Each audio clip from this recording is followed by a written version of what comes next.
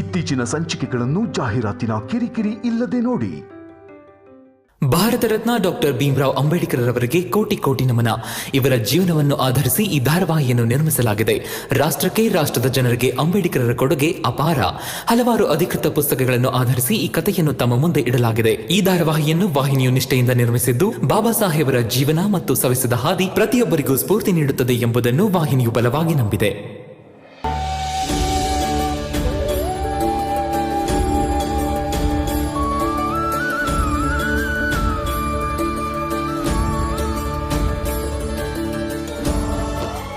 ನಿಮ್ಮೆಲ್ರಿಗೂ ತುಂಬಾ ಧನ್ಯವಾದಗಳು. ನಮಗ್ ಸಹಾಯ ಮಾಡಿದ್ದಕ್ಕೆ ಅಭಿನಂದನೆಗಳು.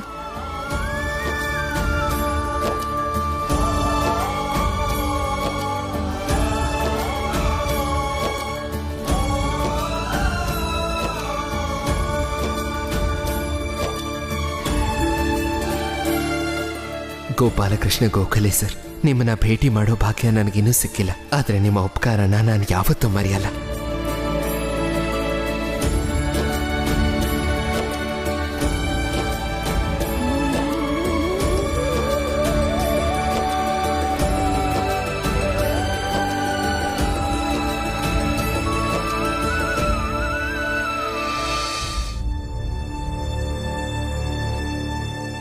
ಹೇಗನ್ನಿಸ್ತಾ ಇದೆ ಇವಾಗ ನಿಮ್ಮಿಬ್ರಿಗೂ? ಭೀಮ ಯಥಾ ಪ್ರಕಾರ ಈ ಸಲನು ಗೆದ್ದಿದ್ದಾನೆ. ನಿಮ್ ನಿರೀಕ್ಷೆಗಳಿಗೆ ಮತ್ತೆ ತಣ್ಣೀರೆರ್ಚಿದ್ದಾನೆ. ಆದ್ರೆ ನೀವ್ ಯಾವತ್ತೂ ಬದಲಾಗೋದಿಲ್ಲ.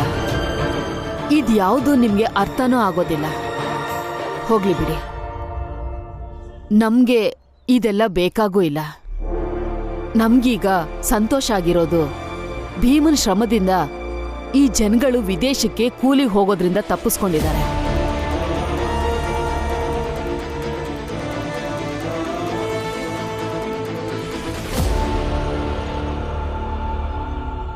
ಯಾರಾದ್ರೂ ಹೋಗ್ಲಿ ಬಿಡ್ಲಿ, ನಾನ್ ಹೋಗೋನೆ.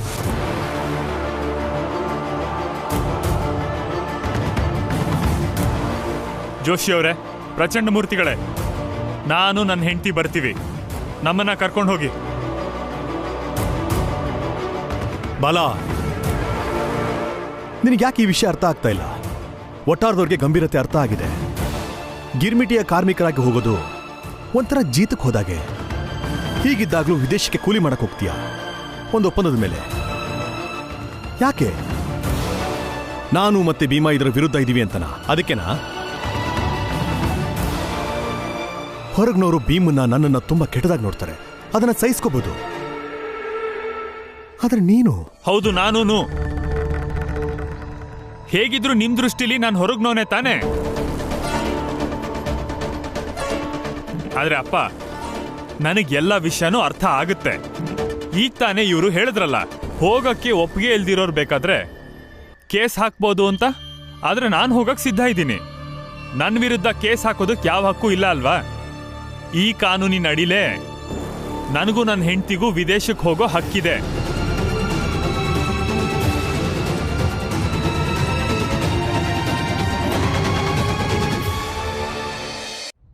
ಅಲ್ವಾ ಭೀಮಾ? ನಾನು ತಪ್ಪು ಹೇಳ್ತಿದ್ದೀನ? ಬೇಕಾದ್ರೆ ಇಲ್ಲೇ ಇರೋ ನಿಮ್ ಸರ್ನ ಕೇಳು. ಎಷ್ಟು ದೊಡ್ಡ ವಕೀಲರು. ಕಾನೂನಲ್ಲಿ ನಮ್ಮ ಹಕ್ಕಿಗೆ ಮಾನ್ಯತೆ ಇದೆಯೋ ಇಲ್ವೋ ಕೇಳು. ಜೋಶಿ ಅವರೇ, ಕರ್ಕೊಂಡು ಹೋಗಿ ನಮ್ಮನ್ನ. ಬಾ. ಆಗ್ಬೋದು ಮಹಾರಾಜ ಬಾಲ. ಬೇರೆನಾದ್ರೂ ಆಗ್ಬೇಕಾಗಿತ್ತ?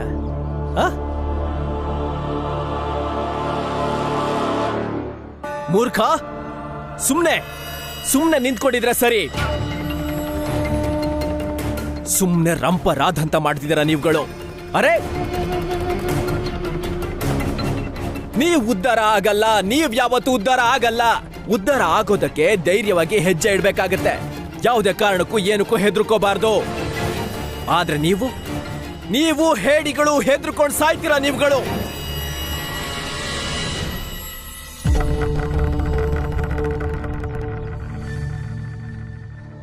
ಈ ಭೀಮ್ರಾವ್ ಆದ್ರೂ ಬುದ್ಧಿವಂತ ಅಂತ ಅನ್ಕೊಂಡಿದ್ದೆ ನಾನು. ಇಲ್ಲ, ಈ ಭೀಮ್ರಾವ್ಗೂ ಬುದ್ಧಿ ಇಲ್ಲ. ಬದ್ಲಾಗಿ ನೀವೆಲ್ರೂ ಮೂರ್ಖರೇ, ದಡ್ರು. ಅಯ್ಯೋ, ಈ ಭೀಮ್ರಾವ್ ಹೆದರ್ಸ್ಬಿಟ್ಟ, ನೀವೆಲ್ಲರೂ ಹೆದ್ರು ಬಿಟ್ರಿ, ಎಲ್ರೂ ಹೆದ್ರು ಬಿಟ್ರಿ. ಇದೇ ಊರಲ್ಲಿ ಅಲ್ಕೊಂಡು ತಿನ್ಕೊಂಡು ಸಾಯಿರಿ, ಬಿಕಾರಿಗಳ ತರ ಬದ್ಕೊಂಡಿರಿ. ನಾವ್ ಅನ್ಕೊಂಡ್ವಿ ಸಮಾಜ ಸೇವೆ ಮಾಡೋಣ ಅಂತ, ನಿಮಗೆ ಸಹಾಯ ಮಾಡೋಣ ಅಂತ ಬಂದ್ವಿ. ಇಲ್ಲ, ನನ್ನಂತ ಕರುಣೆ ತೋರ್ಸೋ ಹೃದಯ ವೈಶಾಲ್ಯ ಇರೋ ವ್ಯಕ್ತಿ ನಿಮಗೆ ಸಹಾಯಕ್ಕೆ ಬಂದ್ ನಿಂತ್ರೆ ಅವ್ನ್ ನಿಮ್ ಕಣ್ಣಿಗೆ ಕಾಣಿಸ್ತಾನೆ ದಡ್ಡನ್ ತರ. ನಂಬಿಕೆನೆ ಬರೋದಿಲ್ಲ ನಿಮ್ಗೆ. ಮತ್ತೆ ಮೂರ್ಖರ ನೀವುಗಳು ಬರ್ಲಿಲ್ಲ ಅಂದ್ರೆ ನಮಗೇನು ದೊಡ್ಡ ನಷ್ಟ ಆಗ್ಬಿಡುತ್ತೆ ಅಂತ ನೀವು ಅನ್ಕೊಂಡಿದ್ರೆ ಏನು ಆಗೋದಿಲ್ಲ.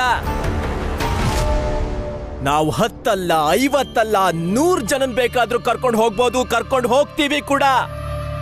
ನೀವು ಬರ್ಲಿಲ್ಲ ಅಂದ್ರೆ ಬೇರೆ ಕಡೆಯಿಂದ ಕರ್ಕೊಂಡು ಹೋಗ್ತೀವಿ.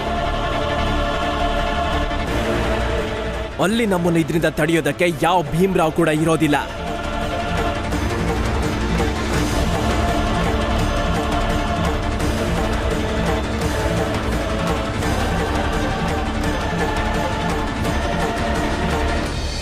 ನಾವು ನೋಡ್ತೀವಿ ನೀವೆಷ್ಟು ದಿನ ಗಿರ್ಮಿಟಿಯ ಕೂಲಿಗಳನ್ನ ತಡೀತೀರಾ, ಹಾಗೆ ಬ್ರಿಟಿಷರು ನಿಮ್ಮ ಮಾತು ಎಷ್ಟು ದಿನ ಕೇಳ್ತಾರೆ ಅಂತ.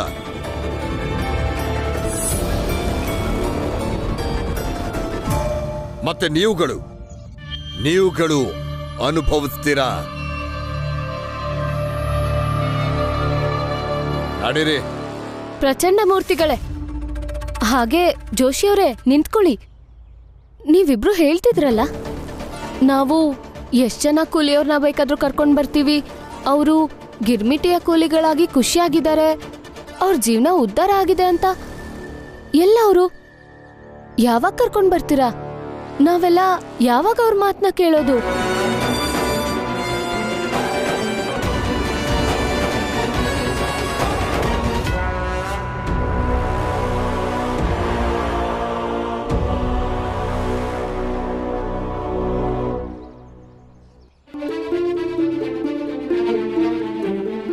ನಾವು ಹೊರಡ್ತೀವಿ.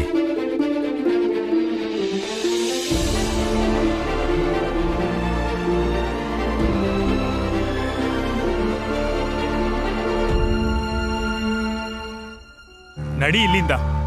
ಏನೋ ದೊಡ್ಡ ಕ್ರಾಂತಿಕಾರಿ ಅನ್ಕೊಂಡ್ಬಿಟ್ಟಿದ್ಯಾ? ಮನೆಗೆ ನಡಿ, ತೋರಿಸ್ತೀನಿ. ಬಲ ನಡಿ. ಇಲ್ಲ, ಕೈ ಬಿಡಿ, ಎಳಿಬೇಡಿ ಮಾವ. ಬಾಲಣ್ಣ, ಅಕ್ಕ ಎಲ್ಲಿಗೂ ಬರಲ್ಲ, ನೀವು ಹೊರಡಿ. ರಮಾ, ಭೀಮಾ, ನಿನ್ ಹೆಂಡತಿಗೆ ಬುದ್ಧಿ ಹೇಳು. ಇದು ನನ್ನ ವೈಯಕ್ತಿಕ ವಿಷಯ. ಈ ವಿಷಯದಲ್ಲಿ ಮೂಗ್ ತುರ್ಸೋದು ಬೇಡ ಅಂತ. ಬಾಲಣ್ಣ, ನೀವ್ ಬುದ್ಧಿ ಎಲ್ಲ ಕಲಿಸ್ತೀನಿ ಅಂತ ನಿಮ್ ಹೆಂಡತಿಗೆ ಹೇಳೋ ಹಾಗಿಲ್ಲ. ಒಂದ್ ವೇಳೆ ನೀವ್ ಇವ್ರ ಮೇಲೆ ಕೈ ಮಾಡ್ಬಿಟ್ರೆ? ಕೈ ಮಾಡಿದ್ರೆ ಏನೀಗ?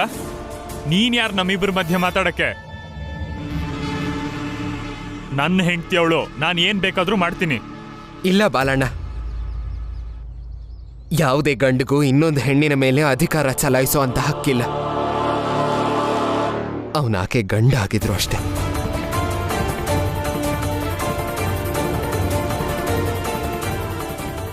ಆದ್ರೆ ನನಗಿದೆ, ನನ್ನಿಷ್ಟ ನಾನ್ ಮಾಡ್ತೀನಿ. ನಡಿಯೇ. ಬಿಡ್ರಿ ಕೈನಾ, ನಾನ್ ನಿಮ್ ಜೊತೆ ಬರಲ್ಲ. ನಾನು ಇಲ್ಲೇ ಇರ್ತೀನಿ ಇವ್ರ ಜೊತೆಲೆ.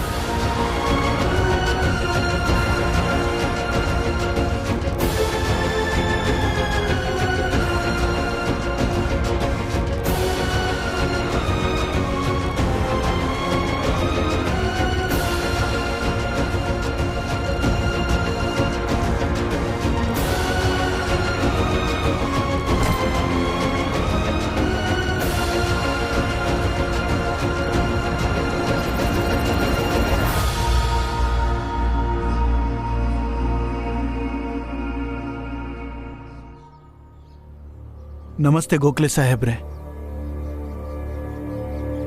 ನಮ್ಮ ಕೆಲಸ ಮುಗೀತು ಸರ್. ಆ ವಠಾರದಿಂದ ಗಿರ್ಮಿಟಿಯ ಕೂಲಿಗಳಾಗಿ ಯಾರೂ ಹೋಗ್ತಿಲ್ಲ ಈಗ. ಅವರು ಇನ್ಮೇಲೆ ಹೋಗಲ್ಲ, ಇಲ್ಲೇ ಇರ್ತಾರೆ.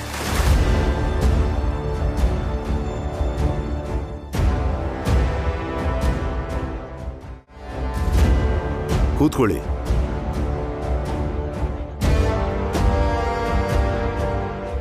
ಪೂರ್ತಿ ವಿಷಯ ಹೇಳಿ. ಸರ್, ಭೀಮರಾವ್ ಅಂಬೇಡ್ಕರ್ ವಠಾರದಲ್ಲಿ ಒಂದು ನಾಟಕ ಏರ್ಪಡಿಸಿದ್ದ. ಇದರ ಕಲಾವಿದರಾಗಿದ್ದವರು ಗಿರ್ಮಿಟಿಯ ಕಾರ್ಮಿಕರಾಗಿದ್ದವರು ಮತ್ತು ಆ ಕಾರ್ಮಿಕರ ಸಂಬಂಧಿಕರನ್ನೇ ಕರ್ಕೊಂಡು ಬಂದು ನಾಟಕ ಮಾಡಿಸ್ದ. ಗೊತ್ತಿತ್ತು. ಇದ್ರ ಬಗ್ಗೆ ನೀವು ಹೇಳಿದ್ರಿ. ಈ ತರ ಕಾರ್ಮಿಕರ ಎಲ್ಲ ಮಾಹಿತಿಯನ್ನ ನೀವು ಭೀಮರಾವ್ ಅಂಬೇಡ್ಕರ್ ಕೊಟ್ಟಿದ್ರಿ. ಆ ನಾಟಕದ ಪ್ರಭಾವದಿಂದ ಭೀಮರಾವ್ ಅಂಬೇಡ್ಕರ್ ವಠಾರದ ಜನರಿಗೆ ಕಾರ್ಮಿಕರ ನಿಜ ಸಂಗತಿಗಳನ್ನು ಮನದಟ್ಟು ಮಾಡ್ದ. ಇದರಿಂದ ಜನರ ನಿರ್ಧಾರ ಬದಲಾಯಿತು. ಆಮೇಲೆ ಜನ ವಿದೇಶಕ್ಕೆ ಹೋಗಲ್ಲ ಅಂತ ಹೇಳಿ ನಮ್ಮ ಕೆಲಸನ ತುಂಬ ಸುಲಭ ಮಾಡಿದ್ರು. ನಿಮ್ಮೆಲ್ಲರಿಗೂ ನಮ್ಮ ಸಂಸ್ಥೆ ಸರ್ವೆಂಟ್ಸ್ ಆಫ್ ಇಂಡಿಯಾ ಸೊಸೈಟಿ ಸದಸ್ಯರಿಗೆ ಮತ್ತೆ ಭೀಮರಾವ್ ಅಂಬೇಡ್ಕರ್ಗೆ ಅಭಿನಂದನೆಗಳು. ತಮಗೂ ಅಭಿನಂದನೆಗಳು ಸರ್. ಆದರೆ ನಾವು ಇಲ್ಲಿಗೆ ನಿಲ್ಬಾರ್ದು. ಈ ಅಗ್ರಿಮೆಂಟ್ ಇಟ್ಕೊಂಡು ಕೆಲಸ ಅನ್ನೋ ಹೆಸರಲ್ಲಿ ಗುಲಾಮಿ ಪದ್ಧತಿಯನ್ನು ಇನ್ನೂ ಜೀವಂತವಾಗಿರಿಸಿದ್ದಾರೆ. ಇದರ ವಿರುದ್ಧ ನಾವು ಹೋರಾಟ ಮಾಡ್ತಾನೆ ಇರಬೇಕು. ಎಲ್ಲಿವರೆಗೂ ಅಂದ್ರೆ ಈ ಪದ್ಧತಿ ಸಂಪೂರ್ಣ ಅಂತ್ಯ ಕಾಣೋವರೆಗೂ. ಆಗ್ಲಿ ಗೋಖಲೆ ಸಾಹೇಬ್ರೆ. ಗೋಖಲೆ ಸರ್, ನಾನೊಂದು ನಿಮಗೆ ಪ್ರಶ್ನೆ ಕೇಳ್ಬೋದಾ? ನೀವು ಅದಕ್ಕೆ ಒಪ್ಪಿಗೆ ಕೊಟ್ರೆ? ಆಹಾ, ಖಂಡಿತ ಕೇಳಿ. ಗೋಖಲೆ ಸರ್, ಭೀಮರಾವ್ ಅಂಬೇಡ್ಕರ್ನ ಭೇಟಿಯಾಗೋದಕ್ಕೆ ನೀವೇ ವಠಾರಕ್ಕೆ ಹೋಗ್ಬೋದಿತ್ತು. ಆದರೆ ನೀವು ಯಾಕೆ ಹೋಗ್ಲಿಲ್ಲ? ಯಾಕೆ?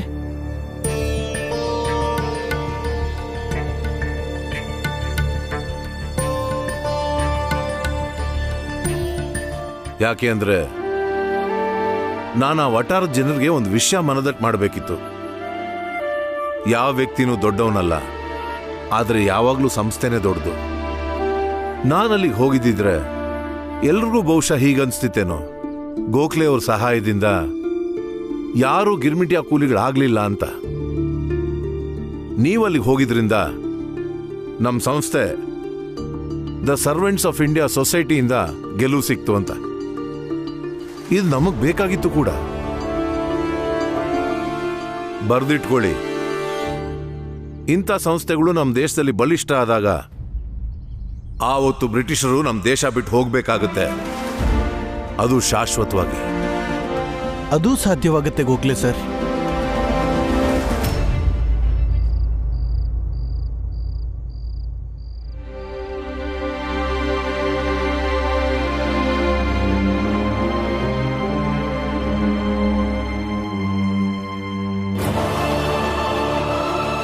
ನೋಡು, ಸರಿಯಾಗಿ ಕಣ್ಬಿಟ್ಟು ನೋಡು ಇದನ್ನ.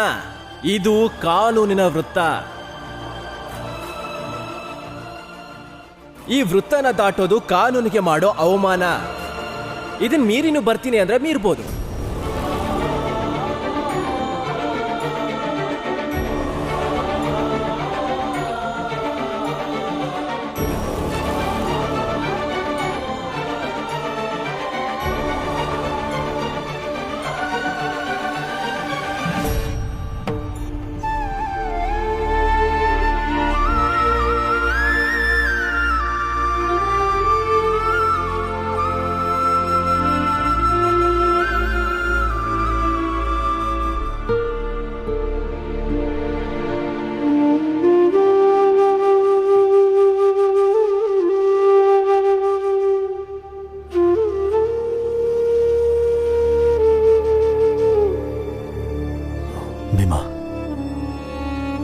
ಯಾಕೆ ಇಲ್ಲಿ ನಿಂತಿದೀಯಾ? ಅಪ್ಪ, ಬೆಳಗ್ಗೆ ನಾನು ಈ ವೃತ್ತದಲ್ಲಿ ನಿಂತಿದ್ದಾಗ ನಾನು ಒಬ್ಬ ಅಸಹಾಯಕನಾಗಿ ನಿಂತಿದ್ರು ಸಹ ಈ ವೃತ್ತದಿಂದ ಹೊರಗೆ ಬರಬೇಕು ಅನ್ನೋ ಮನಸ್ಸೇ ಬರಲಿಲ್ಲ ನನಗೆ. ಅಲ್ಲದೆ ನಾನು ಒಂದು ಹೆಜ್ಜೆ ಮುಂದೆ ಬಂದಿದ್ರು ಈ ವೃತ್ತದಿಂದ ಹೊರಗೆ ಬರ್ತಾ ಇದ್ದೆ. ಆದ್ರೆ ಸಾಧ್ಯ ಆಗ್ಲಿಲ್ಲ. ಆದ್ರೆ ಒಂದಂತೂ ನಿಜ ಅಪ್ಪ, ಇದರಿಂದ ನಾನು 2 ವಿಷಯ ತಿಳ್ಕೊಂಡೆ. ಮೊದಲನೇದಾಗಿ, ಕಾನೂನು ಹೋರಾಟದಲ್ಲಿ ಇರಬೇಕಾದ್ರೆ ನಮ್ಮ ತಾಳ್ಮೆ ಬಹಳ ಮುಖ್ಯ ಆಗುತ್ತೆ. ಎರಡನೇದಾಗಿ,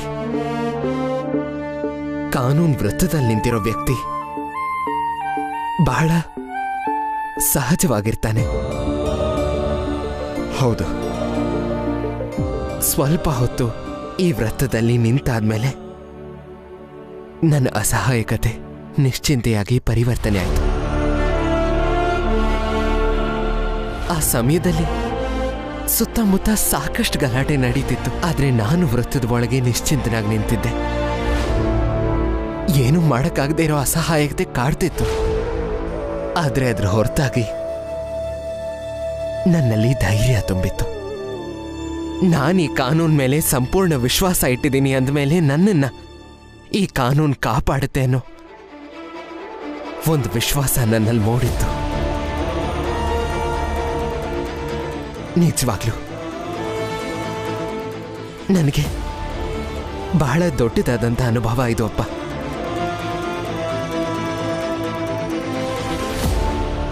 ನೋಡು ಭೀಮಾ, ಯಾವಾಗಲೂ ತಪ್ಪು ದಾರಿಯಲ್ಲಿ ನಡೆಯೋದು ಬಹಳ ಸುಲಭವಾದ ಮಾರ್ಗ ಅಂತ ಅನ್ಸುತ್ತೆ. ಆದರೆ ನಮಗೆ ತುಂಬಾ ಕಷ್ಟ ಅಂತ ಅನ್ಸೋದು ಸರಿ ದಾರಿಯಲ್ಲಿ ನಡೆಯೋದು.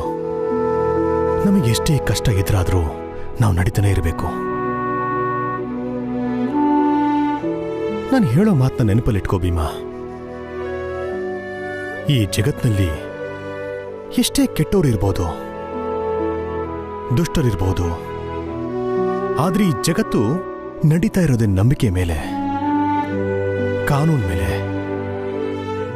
ಆದ್ರಿಂದ ಸರಿ ದಾರಿಯಲ್ಲಿ ನಡೀತಾ ಇದ್ರೆ ಇಡೀ ಜಗತ್ತೇ ನಮ್ಮ ಮಾತು ಕೇಳುತ್ತೆ. ಉದಾಹರಣೆಗೆ ನಿನ್ನ ಸಹಾಯಕ್ಕೆ ಗೋಖಲೆ ಸಾಹೇಬ್ರು ಬಂದಿದ್ರು, ಮೆಹ್ತಾ ಸಾಹೇಬ್ರು ಬಂದಿದ್ರು, ಗವರ್ನರ್ ಸಾಹೇಬ್ರು ಕೂಡ ಬಂದಿದ್ರು. ಹೀಗೆ ಮತ್ತಷ್ಟು ಜನ ಸಹಾಯಕ್ಕೆ ಬಂದೇ ಬರ್ತಾರೆ. ಹಾಗೆ ಸತ್ಯನ ಕೇಳಿಸ್ಕೊಳ್ಳೋಕೆ, ಜೀರ್ಣಿಸ್ಕೊಳ್ಳೋಕೆ ಜನಗಳಿಗೆ ಸ್ವಲ್ಪ ಸಮಯ ಹಿಡಿಯಬಹುದು. ಆದರೆ ಈ ಸಮಯ ನೀನು ಕೊಡಲೇಬೇಕು.